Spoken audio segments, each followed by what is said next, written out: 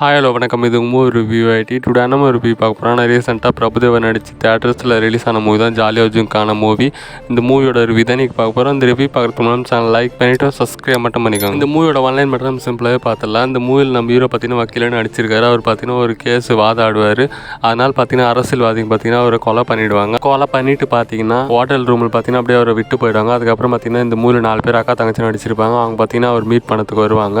அதுக்கப்புறம் பார்த்தீங்கன்னா அவங்க வந்து இந்த பிரச்சனையில் மாட்டிக்கிறாங்க. அதுக்கப்புறம் அவங்க எதனால ஒரு வக்கீல் சாரை பார்க்கறதுக்கு வந்தாங்க, அவங்களுக்கு என்ன பிரச்சனை, வக்கீல் சார் அரசியல்வாதிங்க எதுக்கு கொன்னாங்க, இந்த பிரச்சனைலேருந்து அந்த 4 அக்கா தங்கச்சிங்க வெளியே வந்தாங்களா இல்லையானது தான் அந்த மூவியோட ஒன்லைன். இந்த மூவி எனக்கு பிடிச்சாருன்னு கேட்டிங்கன்னா மூவி டீசெண்டாக வச்சா இருக்குங்க. இந்த மூவியில் பார்த்தீங்கன்னா ஃபஸ்ட் ஹாப்பில் அங்கே காமெடி ஒர்க் ஆச்சு.